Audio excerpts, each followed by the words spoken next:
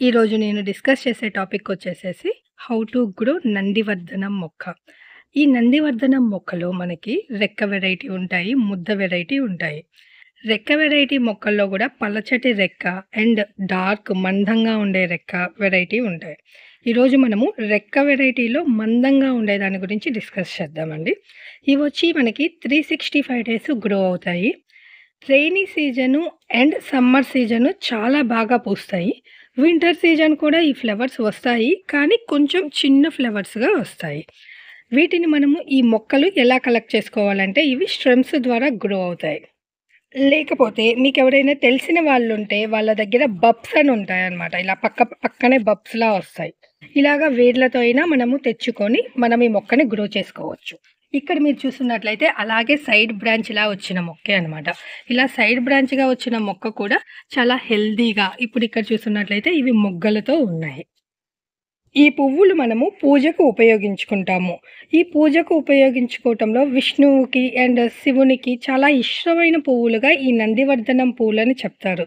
Stem cutting ద్వారా ఈ మొక్క గ్రో చేసుకునే పనైతే ఈ మాత్రం స్టెమ్ ఉంటే సరిపోతుంది. రెయినీ సీజన్‌లో అయితే ఈ మొక్క చాలా బాగా గ్రో అవుతుంది. మొక్క కొమ్మ ద్వారా. ఈ మొక్కని నాటుకునే విధానం వచ్చేసి మనము ఇక్కడ ఉండే లీవ్స్ అన్నీ ముందు తీసేయాలి. తీసేసి దీని మీద మట్టి పోసి ఏదైనా బరువైన రాయిని కానీ, ఏదైనా పెంకుని కానీ పెడితే ఈ మొక్క అనేది రూట్స్ అనేవి వస్తాయి. ఇక్కడ మీరు చూసిన విధంగా ఇలాగా ఏదైనా రాయి కానీ, పెంకు కానీ బరువును పెట్టాలి ఏదైనా. పెడితే పెట్టిన ఒక 10-15 రోజుల లోపల అనేది మనకి రూట్స్ అనేవి వచ్చి మొక్క బతికే ఛాన్సెస్ ఉన్నాయి. ఈ ప్రొసీజర్ అనేది మీరు చేసే పనైతే రెయినీ సీజన్ చెయ్యండి. కంపల్సరీ 100% గ్రో అవుతుంది. రిమైనింగ్ అన్ని సీజన్లతో పోల్చుకుంటే. ఈ మొక్క మనము కింద భాగాలన్నీ గానీ మనము కట్ చేసేసేసుకుంటే బుషీగా పైన మాత్రమే ఉంటాయి. అంటే డెకరేషన్‌గా మనం ఉంచుకునే పనైతే. లేదు మేము ఓన్లీ పూజకే ఉంచుకున్నాము అంటే మీరు ట్రిమ్ చేయకండి.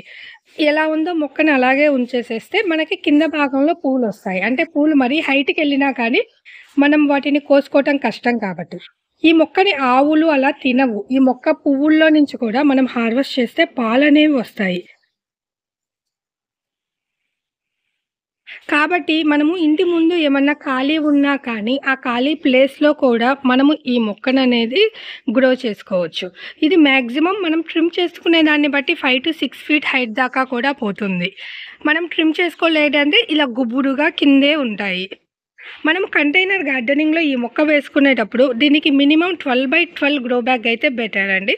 ఆ 12x12 గ్రో బ్యాగ్‌లో మొక్క ఎప్పుడైనా వీక్‌గా ఉంది అనిపించినప్పుడు మాత్రం నెక్స్ట్ సైజ్ అంటే 12x12 నుంచి నెక్స్ట్ 15x15 అలా చేంజ్ చేసుకున్నాము అంటే మనకి టెర్రస్ గార్డెన్ మీద కూడా ఇది బెటర్ రిజల్ట్ అనేది ఇస్తుంది. పాటింగ్ మిక్స్ వచ్చేసేసి మనం అన్ని మొక్కలకి ఎలా పాటింగ్ మిక్స్ చేస్తామో సేమ్ పాటింగ్ మిక్స్ అండి. కిందంతా కిచెన్ వేస్టేజ్ వేసుకోండి, పైన మట్టి వేసేసుకొని దీని స్టెమ్‌ని కానీ లేదంటే మొక్క దొరికితే మొక్కని కానీ మనము ఈజీగా గ్రో చేసుకోవచ్చు. దీనికి కంపల్సరీగా ఫుల్ సన్‌లైట్ కావాలండి. 8 అవర్స్ సన్‌లైట్ కావాలి. సన్‌లైట్ లేకపోతే ఈ పువ్వులనేవి పుయ్యవు. ప్లస్ మొక్క అనేది ఎక్కువ పెస్ట్‌తో సఫర్ అవుతుంది. మినిమమ్ 6-8 అవర్స్ అనేది సన్ నెసెసిటీ.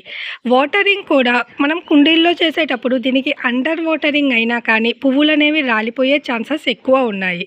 ఈ ప్లాంట్స్‌కి వచ్చే పెస్ట్‌లొచ్చేసి ఒకవేళ మన చుట్టూరు ఉండే ప్లాంట్స్‌కి ఎక్కడైనా మిల్లీ బగ్స్ గానీ, లేదా ఎపిడ్స్ గానీ, అంటే ఎపిడ్స్ అంటే నల్లగా ఉంటాయి కదా! అలాంటివి గానీ ఏమైనా మన టెర్రస్ గార్డెన్‌లో ఉంటే, లేదా మన నార్మల్ గార్డెన్‌లో అయినా ఎక్కడైనా ఉంటే, అవనేది ఈ మొక్కకు కూడా స్ప్రెడ్ అయ్యే ఛాన్సెస్ ఉన్నాయి.